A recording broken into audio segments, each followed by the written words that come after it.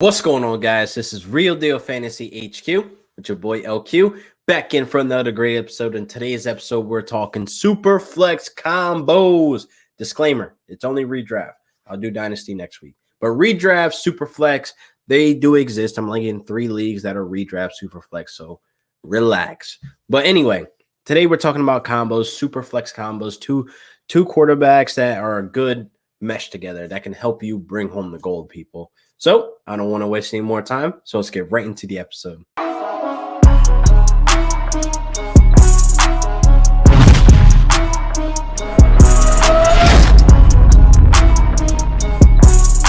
So today we are talking about super flex quarterback combos, people, with that 1-2 punch, people, the people that are going to help you bring home the gold. So this is something that I think works for me. This is a formula that I think is like set in stone for me that I'm going to do every single year until it doesn't work, because I feel like I'm in multiple super flex leagues where I either make it to the big dance and get knocked off by some injury or some bullshit, or I bring home the gold, people, with this combination. So disclaimer again, it is redraft of what I'm talking about. I'll do Dynasty, down the line, maybe next week, whatever. If the demand is there, if you start killing me in the comments, then it is what it is. So people that are new to the Superflex world, people who never played a quarterback Superflex, it's basically you have the option to have a quarterback in your flex position where you put the tight end, the running back, and the wide receiver.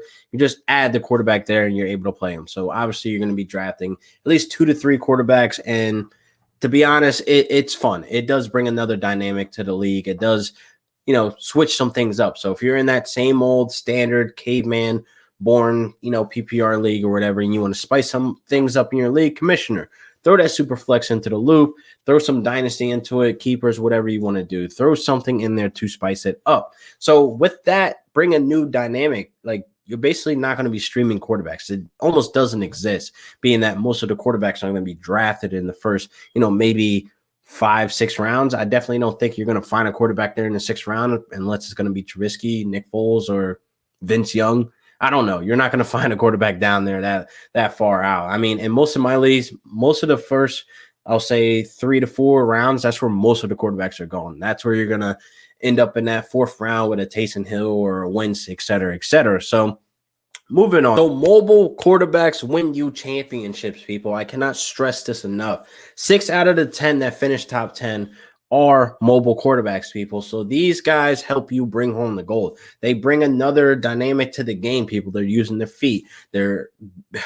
Josh Allen is a hog in the red zone, the goal line. He's going to give you touchdowns with his feet, and he can also launch the ball down the field to Diggs, and that's just a great combination that I want. I like that Kyler Murray is mobile as hell, taking those red zone touches as well. I definitely like Patty Mahomes having some mobile ability and also being able to throw the ball 50 times a game.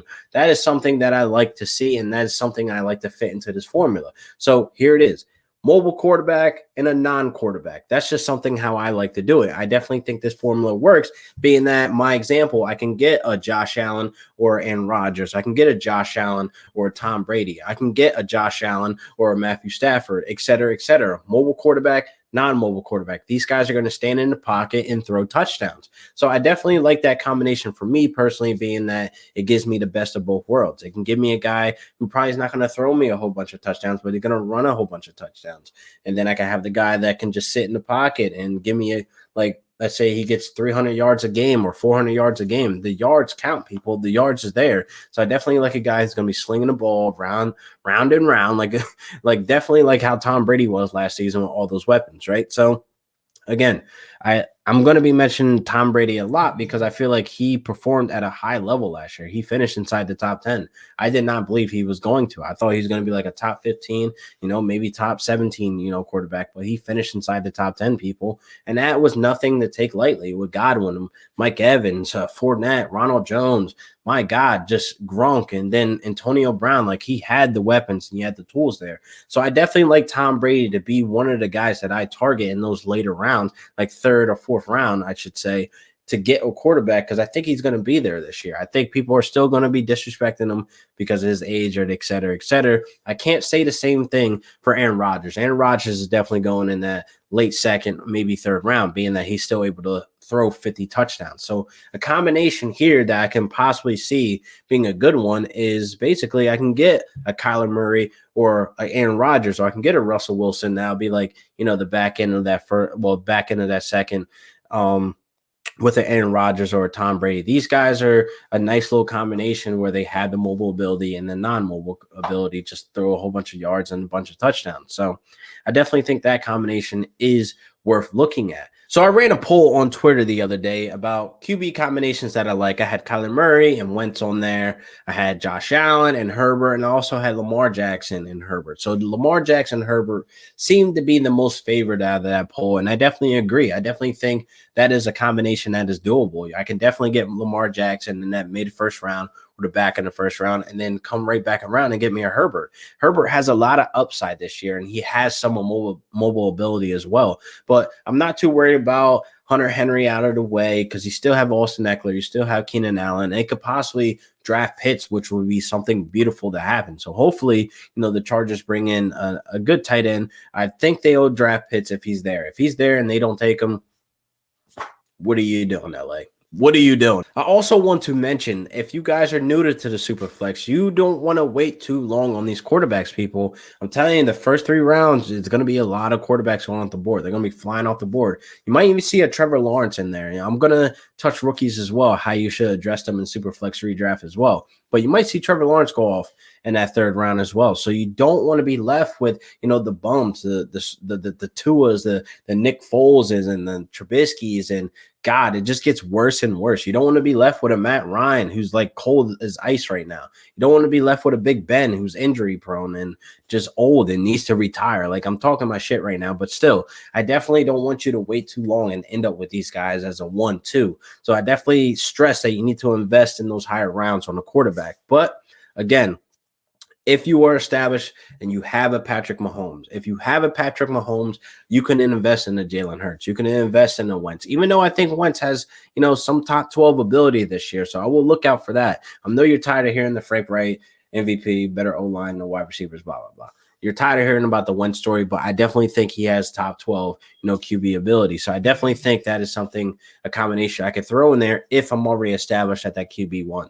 So a lot of QB2s that can have some upside is definitely Kirk Cousins. Kirk Cousins gives you a lot of, QB1 games more times than not. He has Adam Thielen, he has Dalvin Cook, and he has Justin Jefferson, for God's sake. So there's no excuse why he shouldn't have more QB1 games than not. So QB1 games for me are 20 to 25 points, just to put it out there. So Kirk Cousins could be a solid pickup there in that 4th round, where it's not really like the same as you taking a Big Ben or, a Matt Ryan. Again, you don't want to be left with a Sam Darnold or a Daniel Jones. None of these guys you want to be left with as, a QB2 behind a guy like, you have a Russell Wilson. That's not part of that big dog, ranking. So again, just invest high. I can't stress that anymore. But anyway, a lot of QB2s that can be very complimentary, with the, the upside that they have. And Jalen Hurts is one of the guys that I think has that ability as well to finish inside the top 15. And I think him having the mobile ability as well is definitely a plus. He can end up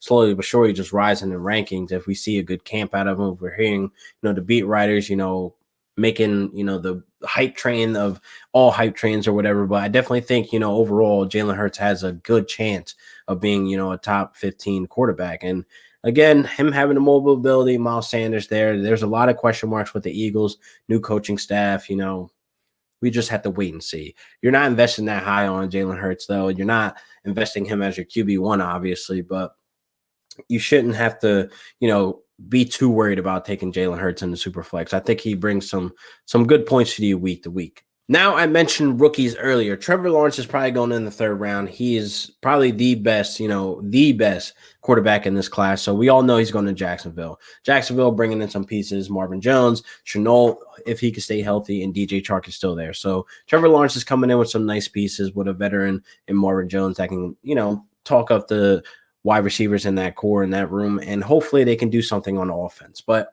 again, I wouldn't wait and then Trevor Lawrence be your QB1. No, I'm definitely not all for that. And plus, this is redraft. This isn't dynasty. So again, I definitely think you need to think about, the Zach Wilsons or the Justin Fields. It all depends on where they go. It definitely on location. This video is a little earlier. It's still March. It's March 30th. So I definitely think you need to wait until the draft hits to see where they're going, if they're going to be starting, if they're not, if they're going to be sitting. Because, we can easily see Justin Fields sitting behind Matt Ryan. We can easily see a Zach Wilson sit behind godforsaken Jimmy G, for a couple games. So definitely would think you want to keep that in mind because look what happened with Herbert. Herbert didn't start right away. Herbert didn't start until week 4. Same thing with Jalen Hurts. Back into the season is when he started. So some of these guys don't even come in hitting the ground running. It's very hit or miss when it comes to rookies. So you want to go for situational like Trevor Lawrence, who's coming in with weapons. He's coming in as a starter. And you definitely want to keep in mind the actual talent of the quarterback. We don't know what these guys will do in NFL game speed. Some of these guys are polished. Some of these guys are not. Some of these guys are projects. Some of them need to be worked on with mechanics, throwing mechanics, footwork, et cetera, et cetera. That's why we have camp. That's why we have preseason and then, full send into the season. So all these guys give me question marks. So I do not recommend you wait on these guys either to be your quarterback one. Again, this is redraft, disclaimer, redraft. So just saying, when it comes to the super flex, you need to think about the dynamic of like how you can make some of these combos work. So I definitely think you should live and breathe off of my formula, mobile, non-mobile, and definitely think, it's not shitting on your other combinations of non-mobile, just getting, 2 guys that are going to throw you tons and tons of yards and tons of touchdowns, which is fine. That's a formula you can do as well. But I'm just telling you my favorite, formula, something that I think works, most of the time. And I definitely think I'm going to use it until, again, it's broken. So until it's broken, I'm going to keep using it every single year to bring home the gold, people. So if you're thinking about spicing up your league with a super flex, I definitely recommend it. I always have fun with my friends and, have fun in other leagues with, other league mates of people I've never met in life. But still, the super flex, it's pretty cool. It's pretty fun. I get to have, 2 to 3 quarterbacks on my roster that I can cycle out through the week just in case, injury or if this guy's not hitting or it's a terrible matchup. So I do recommend you, drafting 3 quarterbacks. So it's going to look crazy on the draft board. You're like, man, why is Patrick Mahomes going 101 over CMC? Because again, it's super flex. We all know Patrick Mahomes is going to make, more points than CMC overall. Maybe not, but definitely going to make more points than Alvin Kamara, Dalvin Cook, Derrick Henry, et cetera, et cetera. So that's why you put the quarterbacks right there in the first round, the early first round, for guys that you think are just going to score more points. So again, I couldn't stress enough how important it is if you're playing super flex to invest in those quarterbacks early. You're going to need them. You need to just, if you're at the 101, you have an advantage over basically everyone in the draft after you. So I definitely think, you should shoot for number 1 if you can, but it's all luck. It's not like you have a choice. But anyway, I definitely think, these combinations that I named, I definitely think they can work out for you and you can bring home the gold, people. So I'll see you guys next week for another great episode of Real Deal Fantasy HQ with your boy LQ. Peace.